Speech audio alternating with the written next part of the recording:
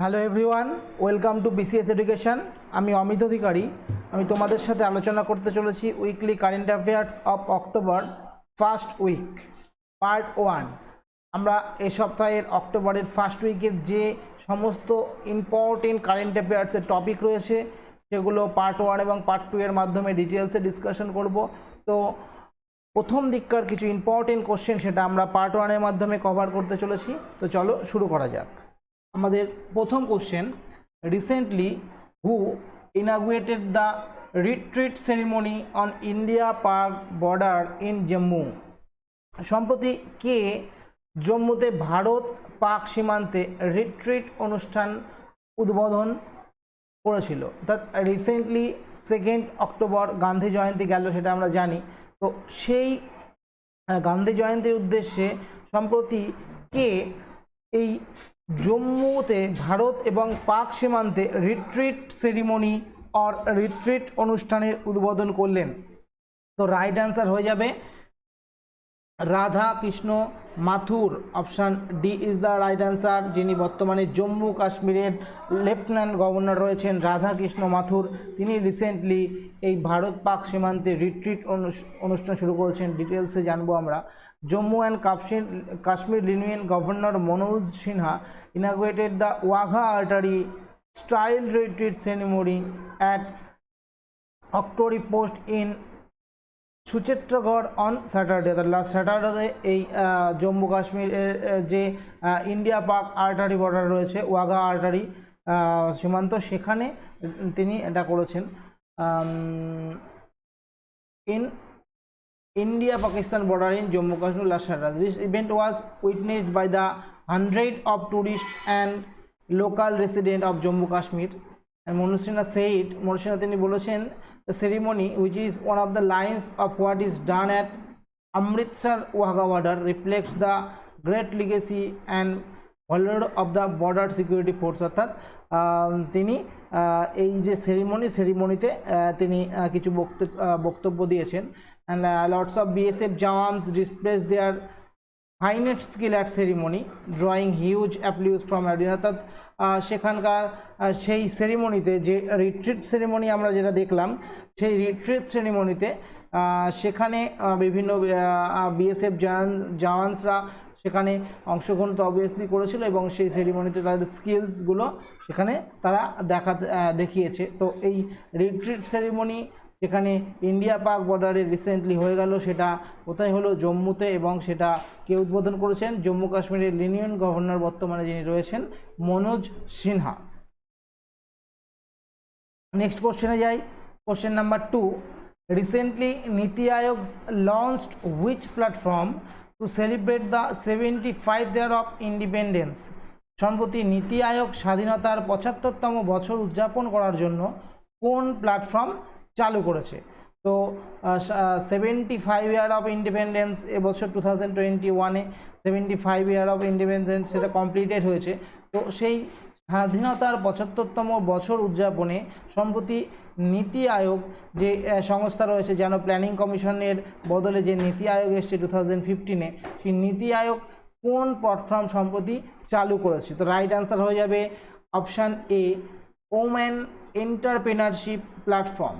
Woman entrepreneurship platform সম্প্রতি নীতি আয়োগ শুরু করেছে। তো option A is the right answer.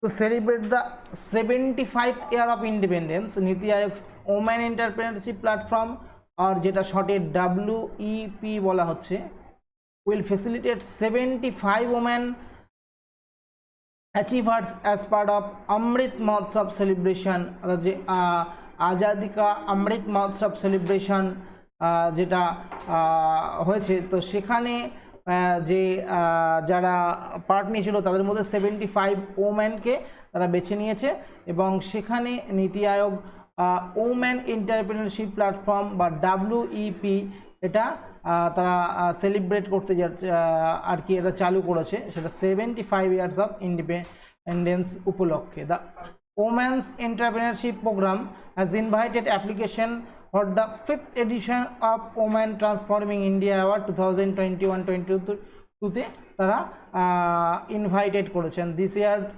The award will honor women entrepreneurs' contribution towards and Shastaka or সম্রাট Bharat by building self-sufficient business and বিভিন্ন যে উদ্যোগগুলো যে নেওয়া হয়েছে সেইগুলো এখানে বলা হয়েছে। তো নীতি আয়োগ সম্প্রতি 75 ইয়ার্স অফ ইন্ডিপেন্ডেন্সের উপলক্ষে যেটা মেনলি আমাদের কোশ্চেন যেটা চালু করেছে যে প্ল্যাটফর্মটা, সেই প্ল্যাটফর্মটার নাম হচ্ছে woman entrepreneurship platform, WEP।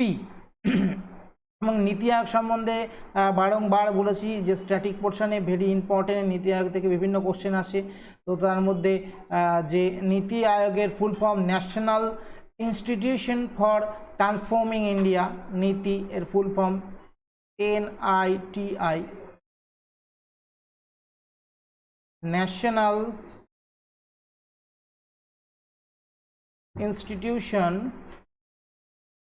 For transforming India, এটা হচ্ছে নীতি আয়োগের ফুল ফর্ম এবং সেটা এস্টাবলিশ হয়েছিল 2015-এ। অ্যান্ড যিনি চেয়ারম্যান প্রেসিডেন্ট থাকেন তো নরেন্দ্র মোদী, ভাইস চেয়ারম্যান যিনি আছেন তিনি হচ্ছে রাজীব কুমার ভিসি, জেনে রাখবে রাজীব কুমার।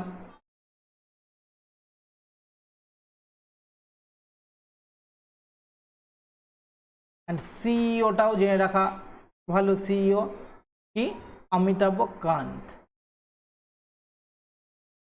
নেক্সট কোশ্চেনে যাই, question number 3, recently who has appointed as the chairperson of National Financial Reporting Authority or shorte NFRA, সম্প্রতি কে ন্যাশনাল ফিনান্সিয়াল রিপোর্টিং অথরিটি আর NFRA এর চেয়ারম্যান হিসাবে নিযুক্ত হলেন? তো ইম্পর্টেন্ট ইন্ডিয়ান গভর্নমেন্টের একটা body national financial reporting authority, তো সেখানে সম্প্রতি কে চেয়ারম্যান হলেন এই NFRA এর? তো রাইট অ্যান্সার হয়ে যাবে Ashok Kumar Gupta, option D is the right answer. Recently Ashok Kumar Gupta NFRA আর ন্যাশনাল ফিনান্সিয়াল রিপোর্টিং অথরিটির চেয়ারম্যান হিসাবে নিযুক্ত হলেন। The Corporate Affairs Ministry or MCA has assigned the charge of post of chairperson of National Financial Reporting Authority to Ashok Kumar Gupta। Ashok Kumar গুপ্তকে এই national financial অথরিটির chairman হিসাবে নিযুক্ত করা হলো। And competition commission of India for a period of 3 months from October, অর্থাৎ initially তার টেনিওরটা 3 মান্থসের হবে, 3 মাসের, যেটা 1 অক্টোবর থেকে শুরু হচ্ছে। নেক্সট তারপরে হয়তো তিনি কন্টিনিউ হতে পারেন আর তার রিপ্লেসমেন্টে অন্য কেউ আসতে পারে। তো at present national financial reporting authority আর NFRA এর বর্তমান চেয়ারপারসন হিসাবে বা চেয়ারম্যান হিসাবে যিনি নিযুক্ত হলেন তিনি হচ্ছে Ashok Kumar Gupta. The incumbent NFRA chairperson Rangachari Sridharan will demit office on Thursday, অর্থাৎ ইনি যার স্থলাভিত্তিক হলেন বা অশোক কুমার গুপ্তা যার স্থলাভিত্তিক হলেন তিনি হচ্ছে রঙ্গাচারী শ্রীরাধরন। তো তার বদলে তিনি অশোক কুমার গুপ্তা এলেন। And 3 years term NFRA chief comes to an end, অর্থাৎ রঙ্গাচারী শ্রীরাধরন তিনি ছিলেন 3 বছর এই NFRA বা ন্যাশনাল ফিনান্সিয়াল রিপোর্টিং অথরিটির চেয়ারম্যান হিসেবে দায়িত্ব সামলেছেন এবং তার বদলে অশোক কুমার গুপ্তা 3 মাসের জন্য এই ন্যাশনাল ফিনান্সিয়াল অথরিটির চেয়ারম্যান হিসেবে এলেন। তো নেক্সট কোশ্চেনে যাই, question number 4, Hwasong 8 which was seen in the news recently is a new hypersonic missile tested by which country? Hwasong 8 যা সম্প্রতি সংবাদে দেখা গেছে বা সংবাদের শিরোনামে এই Hwasong 8 কে খবর জানা গেছে, এটা কোন দেশ দ্বারা পরীক্ষিত একটি নতুন হাইপারসনিক ক্ষেপণাস্ত্র? তো Hwasong 8 এই যে নিউ হাইপারসনিক মিসাইল যেটা রিসেন্টলি টেস্টেড হয়েছে, তো সেই Hwasong 8 মিসাইলটা টেস্ট করেছে North Korea. Option D is the right answer. North Korea recently Hwasong 8 নামে হাইপারসনিক মিসাইল টেস্ট করেছে। ডিটেলস একটুখানি জেনে নিই। North Korea successfully tested a new hypersonic missile যার নাম Hwasong 8 in a bid to increase the nation's capability for a self defense. Obviously বিভিন্ন দেশ এইরকম হাইপারসনিক মিসাইল, হাইপারসনিক, সুপারসনিক বিভিন্ন মিসাইল, ক্রুজ মিসাইল, সেগুলো সে দেশের defence capability, self defence capability improve করার জন্য তারা আমরা বিভিন্ন সময় দেখি এই ধরনের মিসাইল তারা টেস্ট ফায়ার করে থাকে। তো তার মধ্যে অন্যতম দেশ যারা আর কি আমরা প্রায়ই দেখি খবরের শিরোনামে আসে নর্থ কোরিয়ার বিভিন্ন এইরকম মিসাইল টেস্টের খবর।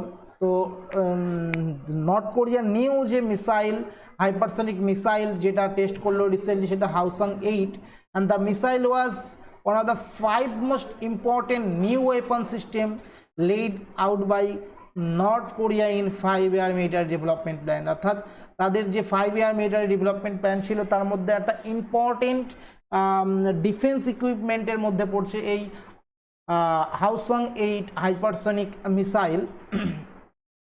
And about this missile, hypersonic missile fly at a lower altitude compared to ballistic open system and can attain more than 5 times the speed of sound. অর্থাৎ এটা সাউন্ডের থেকে 5 times মোর অর্থাৎ বেশি গতিবেগে এটা টার্গেট কাজ করতে সক্ষম। এবং মিসাইলগুলোর বিভিন্ন ভাগ রয়েছে, তোমরা জানো যে subsonic missile, supersonic missile, transonic missile, hypersonic missile. তার মধ্যে হাইপারসনিক যেগুলো মিসাইল হয় সেগুলোর মোটামুটি সাউন্ড যে শব্দ সনিক, দ্যাট মিন্স সাউন্ডের সাথে কম্পেয়ার করে এগুলো তৈরি করা হয়। তো হাইপারসনিক মিসাইল যেগুলো থাকে সেগুলোর স্পিড সবসময় স্পিডের গ্রেটার দেন 5 অফ স্পিড, অর্থাৎ স্পিড অফ সাউন্ডের যে স্পিড থাকে তার থেকে 5 times more than speed of sound. Obviously সবসময় এটা মেনটেন করতেই হবে হাইপারসনিক মিসাইলকে। তো নর্থ কোরিয়া সম্বন্ধে স্ট্যাটিক পোর্শনে যেটুকু ইম্পর্টেন্ট, ক্যাপিটাল, কারেন্সি অ্যান্ড সেখানকার লিডার যিনি রয়েছেন সেগুলো তো মোটামুটি জানো, তাও একবার রিভাইজ দিয়ে নেওয়া যাক। যে নর্থ কোরিয়ার ক্যাপিটাল যেটা রয়েছে নর্থ কোরিয়া, সেটা হচ্ছে গিয়ে পিয়ংইয়ং। Capital of north Korea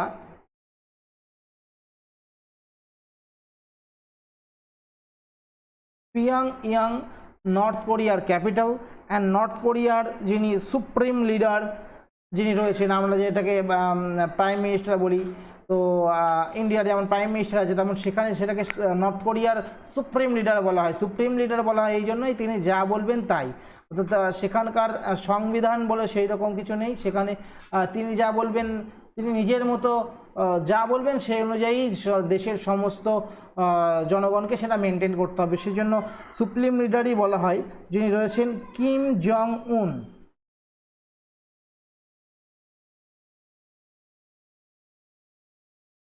and north কোরিয়ার কারেন্সি হচ্ছে north Korean on.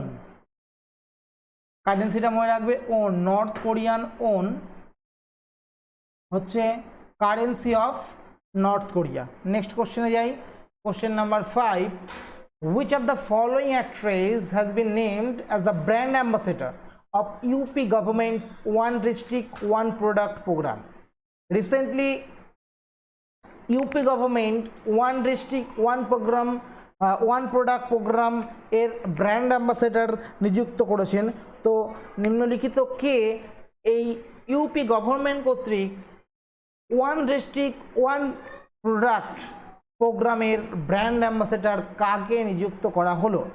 Options are Deepika Padukone, Kangana Ranaut, ভূমি পানেকার অ্যান্ড অনুষ্কা শর্মা। তো রাইট অ্যান্সার হয়ে যাবে Kangana Ranaut. Option B is the right answer. তো ইউপি গভর্নমেন্টসের ওয়ান ডিস্ট্রিক্ট ওয়ান প্রোডাক্ট প্রোগ্রামের ব্র্যান্ড অ্যাম্বাসেডর নিযুক্ত করা হলো কাকে? Kangana রানাওয়াতকে। Kangana Ranaut named brand ambassador of UP's One District One Product scheme. Actor Kangana Ranaut meets Uttar Pradesh Chief Minister Yogi Adityanath officials. তিনি যোগী আদিত্যনাথের সাথে একটা মিটিংয়ে তিনি ছিলেন এবং তাকে এই ওয়ান ডিস্ট্রিক্ট ওয়ান প্রোডাক্টের ব্র্যান্ড অ্যাম্বাসেডর হিসেবে নিযুক্ত করা হলো। October 1st named actor Kangana Ranaut as the brand ambassador of its ambitious One District One Product program. যে ইউপি গভর্নমেন্টের যে one district one product program আছে তার ব্র্যান্ড অ্যাম্বাসেডর হলো কঙ্গনা রানাউত। অ্যান্ড তিনি লখনৌতে যোগী আদিত্যনাথের সাথে একটা মিট করেছেন এবং সেখানেই এটা অ্যানাউন্সমেন্ট করা হয়েছে। And the UP government has launch the ODOP অর্থাৎ ওয়ান ডিস্ট্রিক্ট ওয়ান প্রোগ্রাম যেটা বলা হচ্ছে তার abbreviation OPOD program with the aim to create product specific traditional industrial hub across 75 districts of the state. At UP government তারা যেই ওডিওপি প্রোগ্রামের brand ambassador নিযুক্ত করা হলো তারা এই ওডিওপি প্রোগ্রামে তাদের লক্ষ্য হচ্ছে তারা একটা ট্র্যাডিশনাল ইন্ডাস্ট্রিয়াল হাব তারা কন্ডাক্ট করতে চায় বা ক্রিয়েট করতে চায়, যেটা যে ইউপির অ্যাক্রস ইউপি অল ওভার ইউপিতে যে 75 ডিস্ট্রিক্টস রয়েছে সেখানেই তারা 75 ডিস্ট্রিক্টসেই তারা এই traditional product specific industrial hub তারা ক্রিয়েট করতে চায় ওডিওপি প্রোগ্রামের মাধ্যমে এবং সেই ওডিওপি প্রোগ্রামের ব্র্যান্ড অ্যাম্বাসেডর নিযুক্ত করা হলো কঙ্গনা রানাওয়াতকে। নেক্সট কোশ্চেনে যাই। কোশ্চেন নাম্বার 6 বলছে which technology company has launched creator education program in India? সম্প্রতি কোন প্রযুক্তি কোম্পানি ভারতে ক্রিয়েটর এডুকেশন প্রোগ্রাম চালু করেছে? ক্রিয়েটর এডুকেশন প্রোগ্রাম তো ভেরি ইম্পর্টেন্ট। এই ক্রিয়েটর এডুকেশন প্রোগ্রাম এই সময়ে দাঁড়িয়ে তো জানবো ক্রিয়েটর এডুকেশন প্রোগ্রামের কি কি বেনিফিটস রয়েছে। তো তার আগে জেনে নিই যে এই ক্রিয়েটর এডুকেশন প্রোগ্রাম যেটা চালু করতে চলেছে এটা কোন সংস্থা? তো রাইট অ্যান্সার হয়ে যাবে option B, social networking site Facebook. Option B is the right answer. Facebook launch course for content creator in India এবং যার নাম দেওয়া হয়েছে creator education program. Creator Education and Enablement Program in India during Instagram and Facebook's 2021 edition of Creator Day India. 2021 এর যে creator day রয়েছে সেই দিনে ক্রিয়েটর ডে অফ ইন্ডিয়ায় এই দিন তারা ঘোষণা করেছে যে ফেসবুক তারা তাদের এই যে ইনিশিয়েটিভ যার নাম দেওয়া হয়েছে যে কি ক্রিয়েটর এডুকেশন প্রোগ্রাম সেটা লঞ্চ করতে চলেছে। And creators across India can learn through a self paced e-learning course and receive a course completion letter its. অর্থাৎ তারা একটা সেলফ পেস্ট ই-লার্নিং কোর্স তারা করতে পারবে এখানে। অ্যান্ড ক্রিয়েটর অল অ্যাক্রস ক্রিয়েটার্সরা অল ক্রিয়েটর্সরা এখানে অ্যাক্রস ইন্ডিয়া অবভিয়াসলি তারা করতে পারবে এবং তারা একটা কমপ্লিশন লেটার্সও পাবে। And the program will included live master class with expert latest. অর্থাৎ একটা লাইভ ক্লাস করাতে গেলে যা যা বেনিফিটসগুলো দেওয়া হয় সবগুলোই এই ক্রিয়েটার্স প্রোগ্রামে থাকবে এবং সেটা রিসেন্টলি লঞ্চ করেছে সোশ্যাল নেটওয়ার্কিং সাইট ফেসবুক। তো ফেসবুকের সম্বন্ধে যেটা ইম্পর্টেন্ট স্ট্যাটিক পোর্শনে ভেরি ইম্পর্টেন্ট ফেসবুক আমরা করি কিন্তু তার স্ট্যাটিক পোর্শনে যে ইনফরমেশনগুলো গুরুত্বপূর্ণ কম্পিটিটিভ এক্সামের জন্য সেগুলো অবভিয়াসলি জেনে রাখতে হবে। তো ফেসবুক এর আর কি লঞ্চ হয়েছিল কবে থেকে? দ্য ফেসবুক ফাউন্ডিং ইয়ার যেটা হচ্ছে 2004 সাল এবং হেডকোয়ার্টার যেটা রয়েছে ফেসবুকের হেডকোয়ার্টার মেনালো পার্ক ক্যালিফোর্নিয়া ইউএসএর ক্যালিফোর্নিয়াতে। অ্যান্ড ফাউন্ডার অবভিয়াসলি আমরা সবাই জানি Mark Zuckerberg.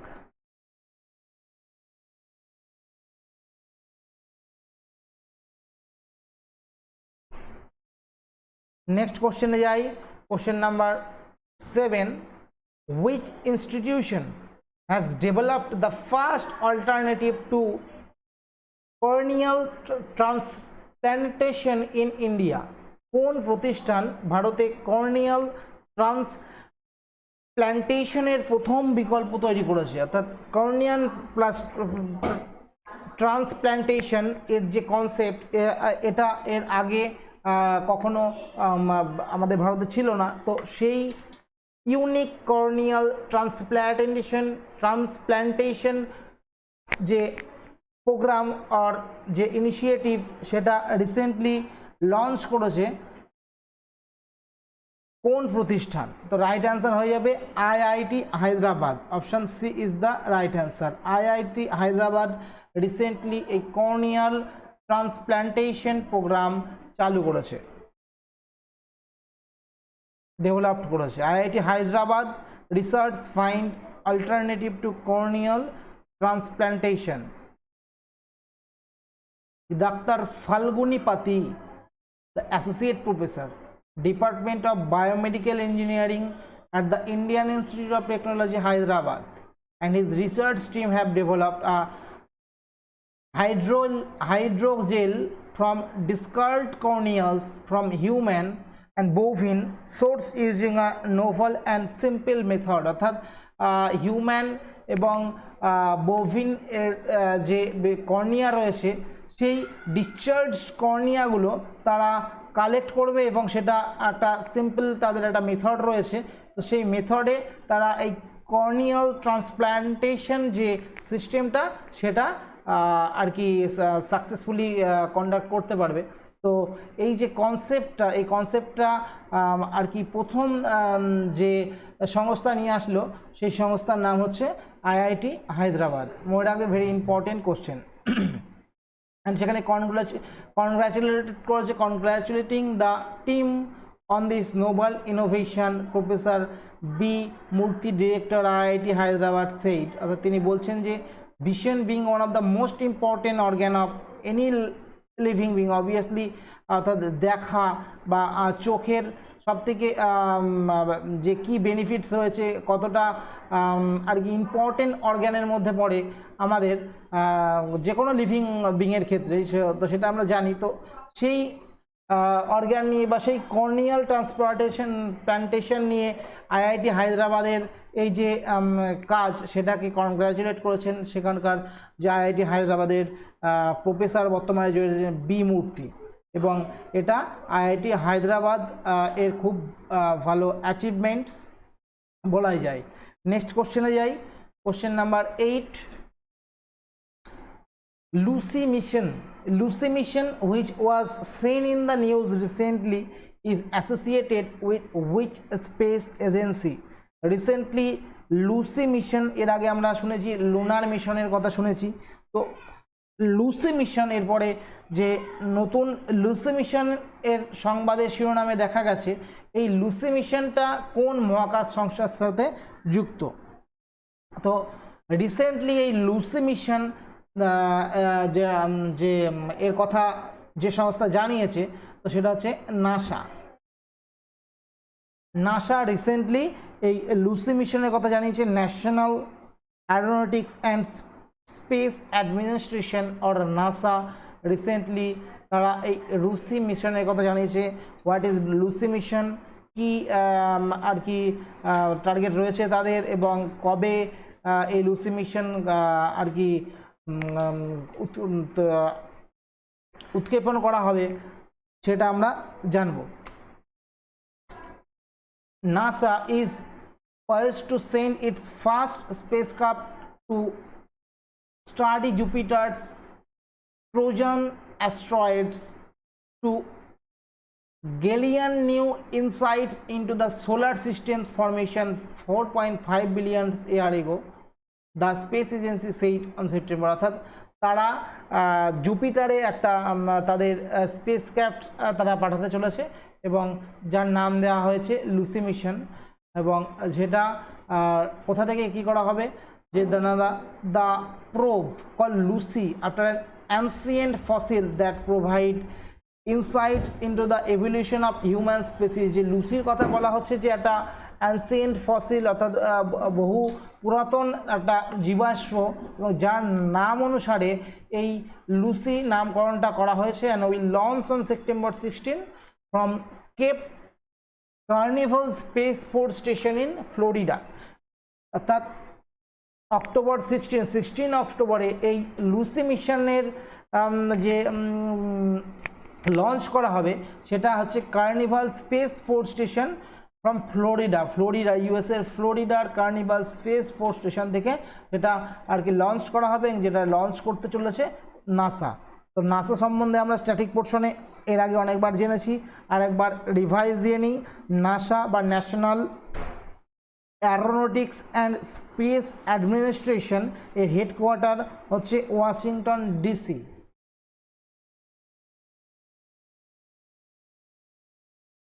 Headquarter Washington DC and founded in the year of 1958 1958 সালে এটা করা হয়েছে। এবং বর্তমানে নাসার যিনি হেড রয়েছেন জিম ব্রিজেনস্টাইন নাসার হেড রয়েছেন। নেক্সট কোশ্চেনে যাই, question number 9। Recently Kiren Rijiju has inaugurated the first sports arbitration center of India at which place? সম্প্রতি কিরেন রিজিজু কোন স্থানে ভারতের প্রথম ক্রীড়া সালিশ কেন্দ্রের উদ্বোধন করেছেন? তো the first sports arbitration centre of India, এটা রিসেন্টলি কিরেন রিজিজু উদ্বোধন করেছেন গুজরাটে। Option C is the right answer, গুজরাটে। The Union Minister of Law and Justice Kiren Rijiju has inaugurated the first sports arbitration center of India at Ahmedabad in Gujarat. গুজরাটের আহমেদাবাদে recently এই first sports arbitration centre এটা উদ্বোধন করা হয়েছে। দি sports arbitration centre of India, যেটা শর্টে বলা হচ্ছে SACI, বিভিন্ন স্পোর্টস এটা যেমন আরবিট্রেশন সেন্টার আছে, তাছাড়া বিভিন্ন স্পোর্টস বিভিন্ন সংস্থা রয়েছে, যেমন সাইয়ের কথা শুনেছি, তাছাড়া বিভিন্ন যে IFA রয়েছে, BCCI রয়েছে। তো সেই রকমই একটা নতুন আরবিট্রেশন সেন্টার যেটা রিসেন্টলি কিরেন রিজিজু লঞ্চ করলো, will serve as an independent body to fast track disputes in the sports sector and serve as a mechanism to redress issue related at sports। অর্থাৎ স্পোর্ট রিলেটেড ইস্যু নিয়ে এই arbitration সেন্টারে সেখানে training দেওয়া হবে, সেখানে কাজকর্ম হবে, এবং যেটা ইন্ডিয়ার মধ্যে প্রথম, যেটা রিসেন্টলি কোথায় লঞ্চ করা হলো বা কোথায় সেটা উদ্বোধন করা হলো, সেটা উদ্বোধন করা হলো গুজরাটের আহমেদাবাদে। এবং কিছুদিন আগেই আমরা গুজরাটের আহমেদাবাদে যে সর্দার বল্লভভাই প্যাটেল স্টেডিয়াম, যেটা ওয়ার্ল্ডের মধ্যে সবথেকে বড় ক্রিকেট স্টেডিয়াম, সেটা 2019 উদ্বোধন করা হয়েছিল, 2020-তে মোস্ট প্রবাবলি 19 or 20-তে। এবং তারপরে সেটার রিনেমডও করা হয়, যেটা বর্তমানে নরেন্দ্র মোদী স্টেডিয়াম নামে খ্যাত। তো তার পাশাপাশি সেই গুজরাটের আহমেদাবাদেই আর একটা আর কি খুব স্পোর্টসের ক্ষেত্রে খুব ভালো একটা সেন্টার, যেটা sports arbitration centre of India বলা হচ্ছে, যেটা গুজরাটের আহমেদাবাদেই সেটা উদ্বোধন করা হলো। নেক্সট কোশ্চেনে যাই, question number 10। Recently, Najla Bowden Romdhane has been appointed as the first ever female Prime Minister of which country? সম্প্রতি নাজলা বাইডেন রোমধানে কোন দেশের প্রথম মহিলা প্রধানমন্ত্রী হিসাবে নিযুক্ত হলেন? তো নাজলা বাইডেন রোমধানে তিনি টিউনিশিয়ার নতুন এবং প্রথম মহিলা প্রধানমন্ত্রী হিসেবে নিযুক্ত হলেন। তো রাইট অ্যান্সার হয়ে যাবে option D, Tunisia. Najla Bouden Romdhane has been appointed as the first ever female prime minister of Tunisia. টিউনিশিয়ার হিস্ট্রিতে first ever female prime minister কে হলেন? Najla Bouden Romdhane. এবং the 63-year-old has also become the first female prime minister and whole Arab world, অর্থাৎ Arab কান্ট্রিতে যেসব দেশগুলো পড়ে, তো সেই আরব ওয়ার্ল্ডের মধ্যে এর আগে কোনো ফিমেল প্রাইম মিনিস্টার ছিল না। এক্ষেত্রেও তিনি একটা হিস্ট্রি ক্রিয়েট করেছেন যে Najla Bouden Romdhane is the not only the first ever female prime minister of Tunisia, entire Arab world, এবং সেটা প্রথম তিনি। And period of this appointment Najla serve in the education ministry of 2021, অর্থাৎ এর আগে তিনি এডুকেশন মিনিস্ট্রি হিসাবে দায়িত্ব সামলেছেন।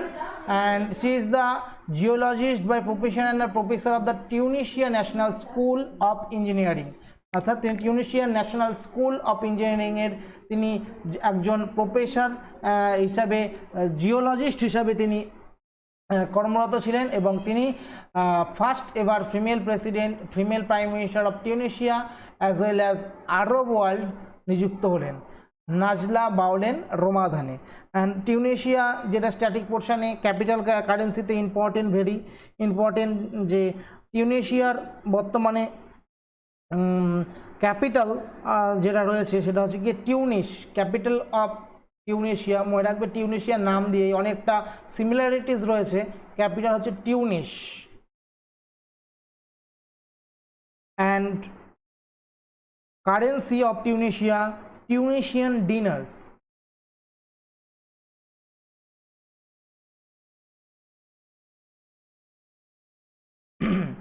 নেক্সট কোশ্চেনে যাই, কোশ্চেন নাম্বার 11।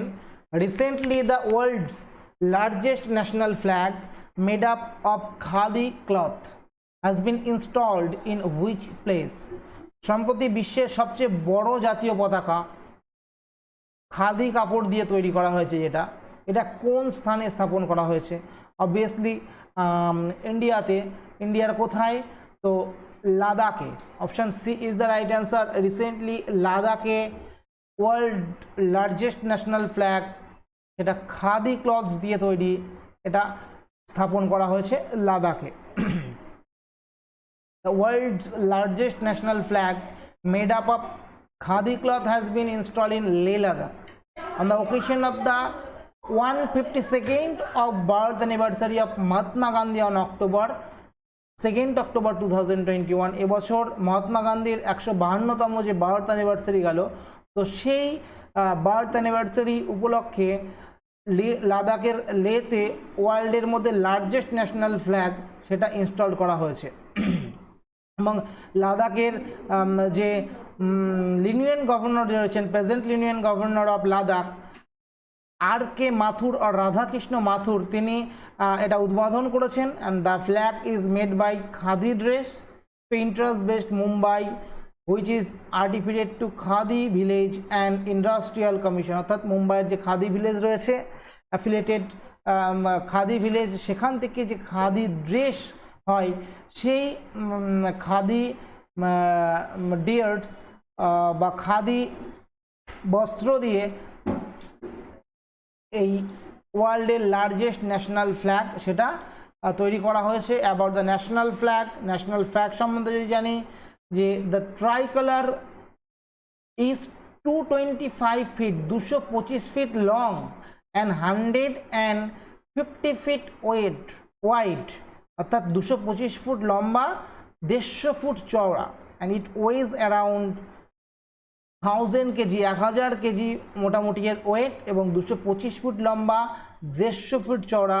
বুঝতেই পারছো যে কীরকম লেভেলের এই ন্যাশনাল ফ্ল্যাগ, এবং সেটা ওয়ার্ল্ডের লার্জেস্ট ন্যাশনাল ফ্ল্যাগও বটে, যেটা রিসেন্টলি কোথায় গড়ে তোলা হলো বা কোথায় উদ্বোধন করা হলো, সেটা হচ্ছে গিয়ে লে লাদাখে। সেখানকার লিনিয়েন্ট গভর্নর রাধাকৃষ্ণ মাদুর সেটা ইনস্টল করেছেন। নেক্সট কোশ্চেনে যাই, question number 12. Recently, the US-India Business Council has chosen whom as the recipient of its 2021 Global Leadership Award. সম্প্রতি US India business council 2021 global leadership অ্যাওয়ার্ডের প্রাপক হিসাবে কাকে বেছে নিয়েছে? তো 2021 global leadership award goes to Shiv Nadar. Option D is the right answer, Shiv Nadar. The US India Business Council has chosen Shiv Nadar and Mallika Srinivasan as the recipient of its 2021 Global Leadership Award. অর্থাৎ not only Shiv Nadar, Mallika Srinivasan also recipient of its 2021 Global Leadership Award. অর্থাৎ দুজনেই এই Shiva another এবং মল্লিকা শ্রীনিবাসন দুজনে এই global leadership award এবছর পেয়েছে। And Shiv Nadar is the founder and chairman of the HCL technology limited, অর্থাৎ তিনি বর্তমানে HCL টেকনোলজি লিমিটেড এর চেয়ারম্যান হিসেবে আছেন। And Mallika Srinivasan is the chair and managing director of tractors and farm equipment limited. Tractors and farm equipment লিমিটেডের chairman and managing director Mallika Srinivasan and HCL technology লিমিটেডের chairman Shiv Nadar দুজনকে এবছর গ্লোবাল লিডারশিপ অ্যাওয়ার্ড 2021-এ ভূষিত করা হলো এবং সেটা দেওয়া হবে 6-7 তারিখের মধ্যে এটা দেওয়া হবে। অ্যান্ড অ্যাবাউট দ্য অ্যাওয়ার্ড, এবং এই অ্যাওয়ার্ডটা কবে থেকে দেওয়া হয়? এটা সিন্স 2027 2007 থেকে প্রত্যেক বছর এই অ্যাওয়ার্ডটা দেওয়া হয়। And honour top corporate executive from the United State and India. United State and ইন্ডিয়ার টপ কর্পোরেট এক্সিকিউটিভদের মধ্যে থেকে বেছে নিয়ে এই আর কি গ্লোবাল লিডারশিপ অ্যাওয়ার্ডটা প্রত্যেক বছর দেওয়া হয়। অ্যান্ড বর্তমানে যে United State and India business council বা ইউএস ইন্ডিয়া বিজনেস কাউন্সিল রয়েছে, তার প্রেসিডেন্ট বর্তমানে যিনি রয়েছেন সেটা হচ্ছে গিয়ে Nisha Desai Biswal.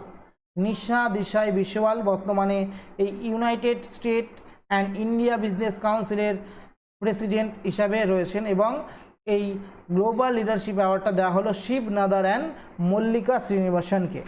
Next question, what is the name of the 8th edition of India-Sri Lanka bilateral joint exercise was scheduled to take place in Sri Lanka? Bharat এবং শ্রীলঙ্কার মধ্যে দ্বিপাক্ষিক যৌথ মহড়া যা শ্রীলঙ্কায় অনুষ্ঠিত হওয়ার কথা এবছর, সেটা সেই 8ম মহড়া বা অষ্টম সংস্করণের নাম কি? বা সিম্পলি যদি বলি, ভারত এবং শ্রীলঙ্কার মধ্যে যে প্রত্যেক বছর যৌথ সামরিক মহড়া হয় তার নাম কি? তো রাইট অ্যান্সার হয়ে যাবে Mitra Shakti. Option B is the right answer. Mitra Shakti যে মহড়া রয়েছে সেটা এভরি ইয়ার হয় ইন্ডিয়া এবং শ্রীলঙ্কার মধ্যে। ডিটেলস যদি জানি, the 8th edition of India Sri Lanka bilateral joint exercise Mitra Shakti 2021 is scheduled to take place at Combat Training School Ampara in Sri Lanka from October 4 to 15। অর্থাৎ শ্রীলঙ্কার আমপাড়া যে training combat school রয়েছে সেখানে এবছর এই মিত্র শক্তি যেটাকে বলা হচ্ছে মিত্র শক্তি 2021 সেটা প্রত্যেক বছর এর মতো এবছরও সেটা শ্রীলঙ্কায় অনুষ্ঠিত হতে চলেছে এবং সেটা এক্সচেঞ্জ করে এক বছর ইন্ডিয়া এবং এক বছর শ্রীলঙ্কা এইভাবে সেটা হয়। এবং সাউথ এশিয়ান কান্ট্রিগুলোর মধ্যে ইম্পর্টেন্ট একটা বাইল্যাটারাল এক্সারসাইজ এই মিত্র শক্তি, সেটা 4 to 15 অক্টোবর সেটা আর কি শুরু হচ্ছে। তো এই ছিল আমাদের এই উইকের ইম্পর্টেন্ট কারেন্ট অ্যাফেয়ার্স এর পার্ট 2, নেক্সট পার্ট 1 সরি, এবং নেক্সট কিছু যে কোশ্চেনগুলো রয়েছে সেগুলো পার্ট 2 এর মাধ্যমে আমরা কমপ্লিট করব। তো দেখা হচ্ছে নেক্সট ক্লাসে। Thank you.